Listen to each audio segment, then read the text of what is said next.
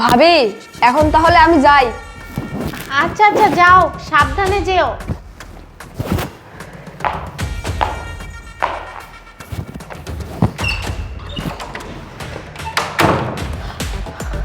ওই তো আপরটা বোধহয় চলে গেছে, দরজার শব্দ শোনা গেল। আমি এক কাজ করি, দরজাটা ভিতর থেকে লক করে দিই।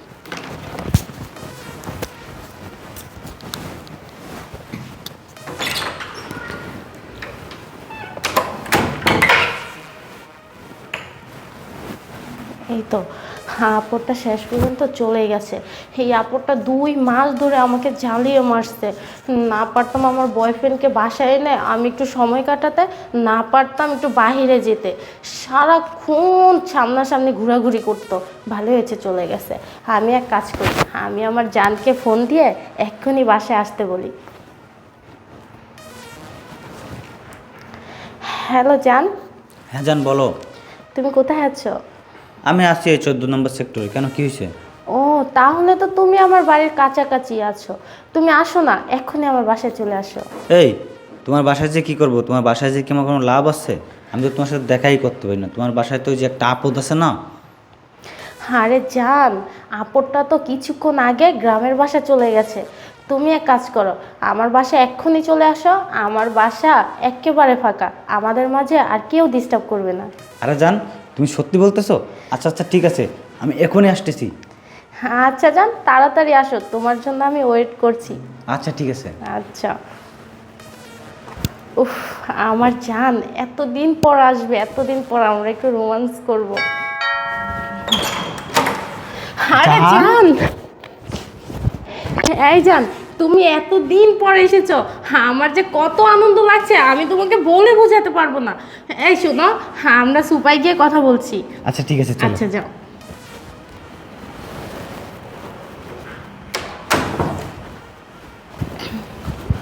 উফ জান, এই 2টা মাস আমার কাছে মনে হয়েছে 2টা বছর। আর তুমি তো ভালো করেই জানো, তোমার সাথে আমি একদিন দেখা না করতে পারলে আমার রাতের ঘুমটাই হারাম হয়ে যায়। আমার কি ভালো লাগতো জান বলো, আমিও তো অনেক কষ্ট পেয়েছি। আমি তোমার সাথে ঘুরতে পারি নাই, তোমাকে আমার বাসায় আনতে পারি নাই। আর জান 2টা মাস আমার কাছে মনে হয়েছে 2টা বছর, ভাবা যায়? হ্যাঁ জান। আচ্ছা তুমি এসব কথা এখন বাদ দাও। আচ্ছা তুমি তোমার স্বামীকে ডিভোর্স কেন দাও না? উফ, তুমি না আসলে তোমার মাথায় কোনো বুদ্ধিই নেই। আচ্ছা আমার হাজব্যান্ডকে যদি আমি ডিভোর্স দিয়ে দেই, তাহলে ওর এত গাড়ি বাড়ি জায়গা সম্পত্তি এগুলোর কানা করিও আমি পাবো না। তাহলে একটা কাজ করো, তুমি ওকে দুনিয়া থেকে শেষ করে দাও। এটা কোনো কথা বললা জান? ও হলো একজন পুলিশ অফিসার, ওকে মেরে কি আমরা নিজেরাই বিপদে পড়ে যাব? তার থেকে বরং আমি একটা প্ল্যান করেছি, ওকে এমন কোনো মেডিসিন খাওয়াবো যে মেডিসিন খেলে ও পাগল হয়ে যাবে। আচ্ছা জান, তুমি কি আমাকে এমন কোনো মেডিসিনের সন্ধান দিতে পারবা যেটা ওকে খাওয়ালে ও দিনের পর দিন পাগল হয়ে মারা যাবে? হ্যাঁ তুমি যা বলেছো অবশ্যই ঠিকই বলেছো। আচ্ছা জান শোনো, আমার না একটা ফ্রেন্ড আছে, উনি ডক্টর। আমি ওর সাথে কথা বলবো, কথা বলে তারপরে এই ধরনের একটা মেডিসিন আমি তোমাকে এনে দেবো। এনে দেওয়ার পরেই ওকে খাওয়াই দিবা, খাওয়াই দিলেই কাজ খতম। ও তাহলে তো অনেক ভালো। জান তুমি এক কাজ করো, আজকে আমাকে মেডিসিনটা এনে দিবে। আমি তাড়াতাড়ি ওকে শেষ করে দিতে চাই, কারণ আমি তোমাকে আমার কাছে পেতে চাই। হ্যাঁ জান অবশ্যই এনে দেবো। জান চলো না, আমার না ভালো লাগতেছে না, কতদিন পর তোমার সাথে দেখা। চলো না একটু রোমান্স করি। আমার কাজটা শেষ, এখন এই ভিডিওটা ভাইকে হোয়াটসঅ্যাপে পাঠিয়ে দিই। ভাইকে একটা কল করে সব কথা বলে দিই। হ্যাঁ হ্যালো ভাইয়া, হ্যাঁ তোমাকে হোয়াটসঅ্যাপে একটা ভিডিও পাঠাচ্ছি, ভিডিওটা তাড়াতাড়ি দেখো আর তাড়াতাড়ি বাসায় চলে আসো। হ্যাঁ আচ্ছা ঠিক আছে। ভাবি আরে এই আহাত, তুই না চলে গেছিলি, তুই এখানে কি করছিস? তার মানে জান ও সব কিছু দেখে ফেলেছে। হেই তাড়াতাড়ি কিছু একটা করো, ও যদি আমার ভাইয়াকে বলে দেয় তাহলে তো একটা সর্বনাশ হয়ে যাবে। হ্যাঁ জান তুমি ঠিকই বলেছো, ও তো আমাদের সব কিছু দেখে নিয়েছে। এখন কি করি, একটা কাজ করি, ওকে দুনিয়া থেকেই শেষ করে দেবো। হ্যাঁ চলো। এই এদিকে আয়। না আয় বলছি। আমাকে নিয়ে যেও না, ধরো ওকে শক্ত আমি করে কিছু ধরো। করিনি। না যা আমাকে বলছি। নিয়ে যেও না, না না আমাকে নিয়ে যেও না। আমি বলছি। আমি কিছু করিনি। এই তুই গ্রামে না গিয়ে চুপি চুপি আমাদের কথা শুনছিলি তাই না? তোর ভাইকে বলবি বলে না, আজকে তোর মজাটা আমি দেখাচ্ছি। এই এই এত কথা বলো না, ওকে কি করা যায়? বালিশ বালিশ ওকে বালিশ চাপা। বালিশ চাপা দিই আজকে। না আমাকে না। রূপা আশরাফ তুমি তুমি এই সময় বাসায়? আমি আমার কথা বাদ দাও, আগে আমাকে একটা কথা বলো, এই ছেলেটিকে আর আমার ভাইয়ের সাথে তোমরা কেন এমন করতেছো? আশরাফ তোমাকে তো আমি বলতেই ভুলে গেছি, ও হলো আমার কাজিন।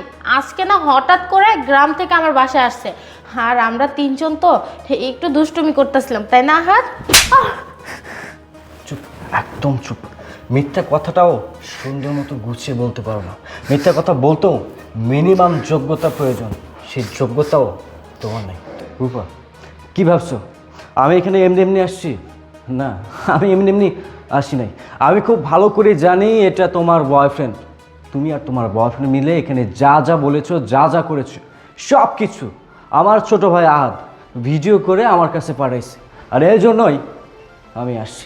অ্যাকচুয়ালি হয়েছে কি জানো, বেশ কিছুদিন যাবত তোমার বিহেভিয়ারে আমি অনেক চেঞ্জ দেখতে পাচ্ছিলাম। আমার প্রতি তোমার কোনো কেয়ারই নাই। এগুলো দেখে আমার কেন জানি সন্দেহ হলো, মনে হলো তোমাকে একটু টেস্ট করা দরকার। এই জন্য আমি প্ল্যান করে গ্রাম থেকে আমার ছোট ভাইকে নিয়ে এসেছি, যেন তুমি কখন কি করো, কার সাথে মিশো, আমি সব কিছু জানতে পারি, সব কিছু ধরতে পারি। কিন্তু আফসোস তুমি এতটাই চালাক যে এই 2টা মাসে আমার ভাই আসার পর তুমি তোমার নাগরের সাথে কোনো রকম কোনো কন্ট্যাক্টই করনি। আমি তোমাকে ধরতেও পারতেছিলাম না, তোমার আসল রূপটা আমি জানতে পারতেছিলাম না। তাই হঠাৎ আমার মাথায় আরেকটা প্ল্যান চলে আসলো।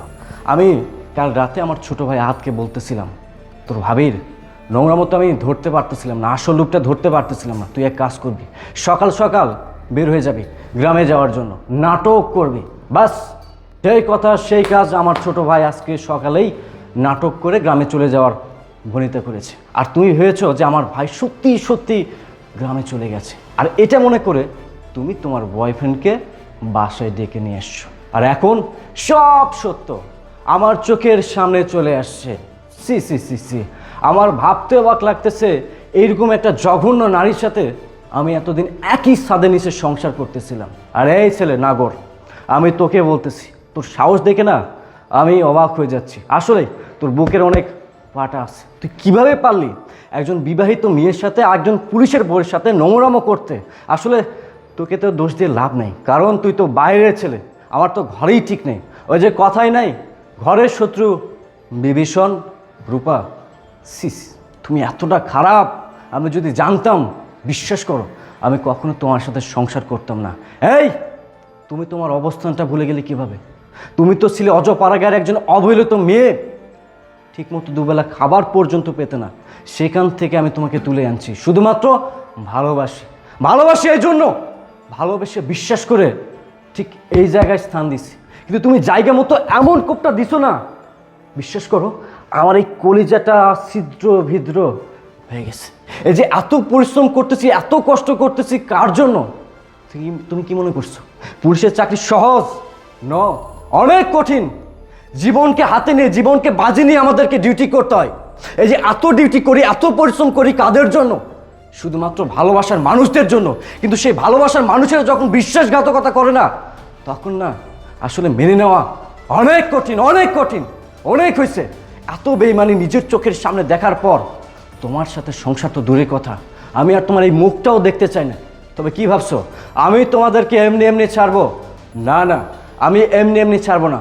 তোমাদেরকে এমন কঠিন শাস্তি দেওয়ার ব্যবস্থা করবো যেন আর কারোর সাথে এ ধরনের কাজ করার আগে, কারোর সংসার ভাঙার আগে অন্তত 2 বার ভাবো। আমি এক্ষুনি তোমাদেরকে থানায় নিয়ে যাচ্ছি, বাকি হিসাব নিকাশটা প্রশাসন তোমাদের সাথে করবে। চল। আশরাফ আশরাফ, আমি একটা ভুল করে ফেলেছি, তুমি প্লিজ তুমি আমাকে থানায় নিয়ে যেও না। Set up, just set up.